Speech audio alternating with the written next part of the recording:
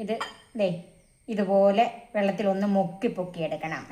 വീണ്ടും മൈദയിലേക്ക് കോട്ട് ചെയ്യണം. ഇത് വീണ്ടും വെള്ളത്തിലൊന്ന് മുക്കി പെട്ടെന്ന് പൊക്കിയെടുക്കണം. കാരണം എന്താണെന്ന് വെച്ചാൽ ഇത് അല്ലെങ്കിൽ വിട്ടുപോകും. വീണ്ടും ഒന്നോടെ മുക്കണം.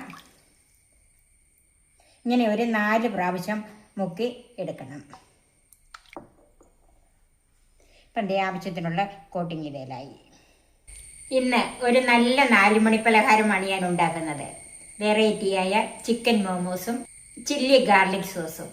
200 ഗ്രാം ബോൺലെസ് ചിക്കനാണ് ഇതിന് വേണ്ടി എടുത്തിരിക്കുന്നത്. ഇത് അരയ്ക്കാനായതുകൊണ്ട് ഞാനിത് ചെറിയ കഷ്ണങ്ങളാക്കി മുറിച്ച് വെച്ചിരിക്കുകയാണ്. ഒരു വലിയ സവാള, ഒരു ക്യാപ്സിക്കം, ഇതിൻ്റെ പകുതി മാത്രമേ എടുക്കുന്നുള്ളൂ, 3 പച്ചമുളക്, ഒരു കഷ്ണം ഇഞ്ചി, 7 അല്ലി വെളുത്തുള്ളി, കുറച്ച് മല്ലിയില, കുറച്ച് കറിവേപ്പില, 3 ടീസ്പൂൺ ചില്ലി ഫ്ലേക്സ്, 1/2 ടീസ്പൂൺ കുരുമുളക് പൊടി, ഒരു 1.5 കപ്പ് മൈദാമാവ് എടുത്തിട്ടുണ്ട്, ഉപ്പ്, സോയാ സോസ്, ഇത് ഒഴിക്കുമ്പോൾ അതിൻ്റെ അളവ് പറയാം, വെള്ളം. സവാളയും ക്യാപ്സിക്കവും വെളുത്തുള്ളിയും ഇഞ്ചിയും പച്ചമുളകും എല്ലാം ചെറുതായിട്ട് അരിഞ്ഞിട്ടുണ്ട്. അതുപോലെ മല്ലിയിലയും കറിവേപ്പിലയും ചെറുതായി അരിഞ്ഞ് വെച്ചിട്ടുണ്ട്. ഇനി ഈ ചിക്കൻ ഒന്ന് അരച്ചെടുക്കണം. അതിന് വെള്ളം ഒട്ടും ഒഴിക്കരുത്. അതുപോലെ ഇതിൻ്റെ അകത്ത് വെള്ളം ഉണ്ടെങ്കിൽ ഇങ്ങനെ പിഴിഞ്ഞിട്ട് വേണം ഇട്ട് കൊടുക്കാനായിട്ട്.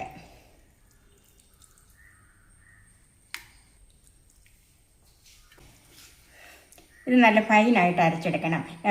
നിർത്തി വേണം അരച്ചെടുക്കാനായിട്ട്. ഒന്ന് മിക്സ് ചെയ്ത് കൊടുക്കുകയും വേണം ഇടയ്ക്കിടയ്ക്ക്.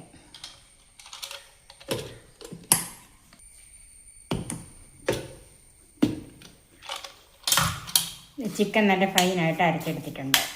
ഇത് ഒരു പാത്രത്തിലേക്ക് മാറ്റി വെക്കാം. ഇനി ഈ ചിക്കനിലേക്ക് അരിഞ്ഞു വെച്ചിരിക്കുന്ന ക്യാപ്സിക്കം, ഇഞ്ചി, സവാള,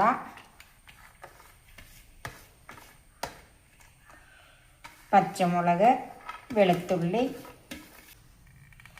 മല്ലിയില, കറിവേപ്പില, ചതച്ച മുളക്, കുരുമുളക് പൊടി, ഉപ്പ്, 1 ടീസ്പൂൺ സോയാ സോസ്. ഇത് ഡാർക്ക് സോയാ സോസാണ്. ലൈറ്റ് ആണെങ്കിൽ 1.5 ടീസ്പൂൺ ഒഴിക്കണം. ഇനി ഇതെല്ലാം കൂടി ഒന്ന് മിക്സ് ചെയ്യാം.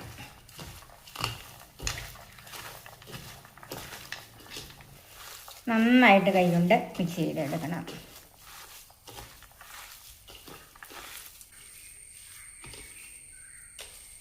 ഇപ്പം ഇത് നന്നായിട്ട് കുഴച്ചെടുത്തിട്ടുണ്ട്.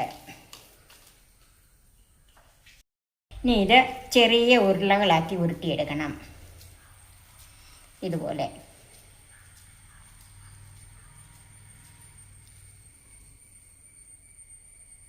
ഇത് മുഴുവൻ അതുപോലെ ചെയ്തെടുക്കാം.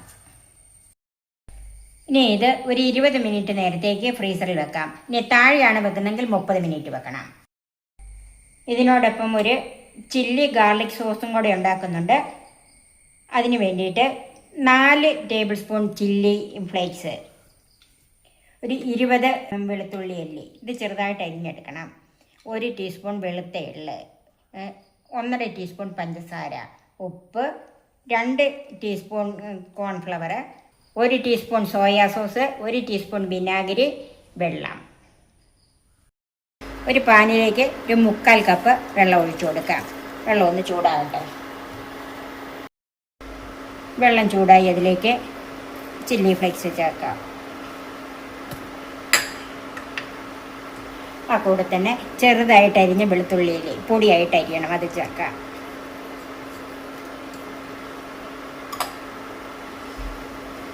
ഇത് രണ്ടും കൂടെ കിടന്ന് തിളച്ച് വെളുത്തുള്ളി ഒന്ന് വെന്ത് വരണം.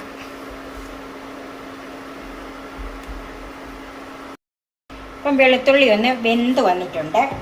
അതിലേക്ക് വെളുത്ത എള്ളും പഞ്ചസാരയും ചേർക്കാം.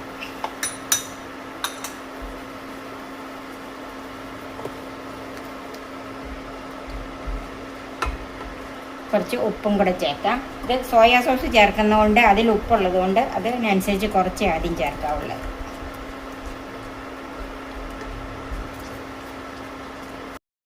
എടുത്തു വെച്ച കോൺഫ്ലവറിലേക്ക് 1/2 കപ്പ് വെള്ളം ചേർത്ത് കലക്കി എടുത്തിട്ടുണ്ട്. അത് ഇതിലേക്ക് ചേർക്കാം. ഇപ്പം തീ കുറച്ച് വെക്കണം. ഇനി തീ കുറച്ച് വെച്ച് തന്നെ ഈ കോൺഫ്ലവർ ഒന്ന് വെന്ത് വരണം.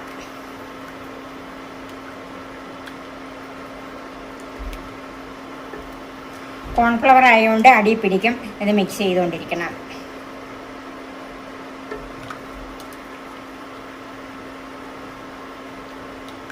ഇപ്പോൾ ഈ കോൺഫ്ലവറൊക്കെ ഒന്ന് വെന്ത് വന്നിട്ടുണ്ട്. ഇതിലേക്ക് 1 ടീസ്പൂൺ വിനാഗിരി ചേർക്കാം.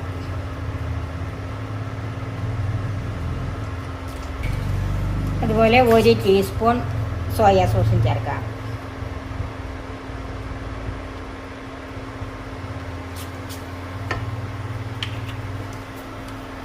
നന്നായിട്ട് മിക്സ് ചെയ്യണം.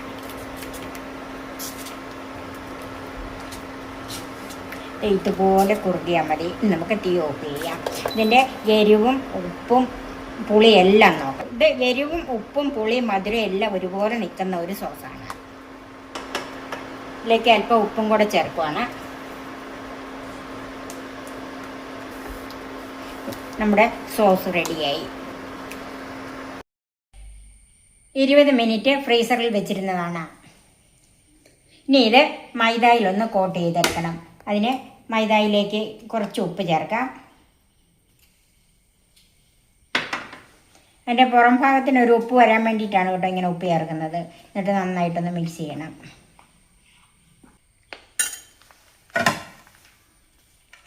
ഇതിൽ നിന്ന് കുറച്ച് മൈദ ഞാൻ മാറ്റി വെക്കുവാണ്.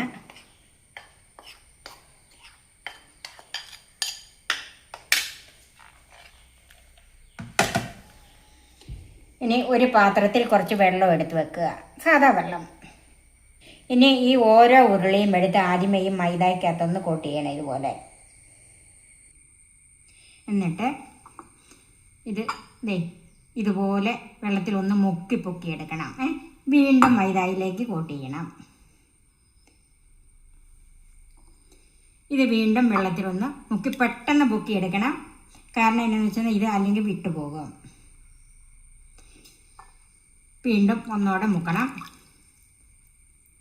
ഇങ്ങനെ ഒരു 4 പ്രാവശ്യം മുക്കി എടുക്കണം.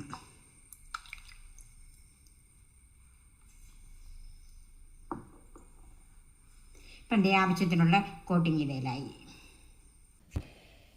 ഇത് കാണുമ്പോൾ നിങ്ങൾക്ക് തീർച്ചയായിട്ടും മനസ്സിലാകും ഇതൊരു വെറൈറ്റി മോമോസ് ആണെന്ന്. സ്റ്റീമറിൽ വെള്ളം തിളച്ചെടുക്കുവാണ്. ഇനി ഇത് ആവിയിൽ വേണം വേവിച്ചെടുക്കുന്നത്. 20 മിനിറ്റ് വേവ് ആവശ്യമുണ്ട്. ഇപ്പോൾ ഒരു 20 മിനിറ്റ് കഴിഞ്ഞിട്ടുണ്ട്. നമുക്കിതൊന്ന് നോക്കാം. വെന്തിട്ടുണ്ട്. നമുക്ക് ചൂടാറാനായിട്ട് മാറ്റി വെക്കാം. നമ്മുടെ വെറൈറ്റിയായ മോമോസ് ആവശ്യത്തിന് തണുത്തിട്ടുണ്ട്. ഇനി നമുക്ക് സെർവിംഗ് ഡിഷിലേക്ക് മാറ്റാം.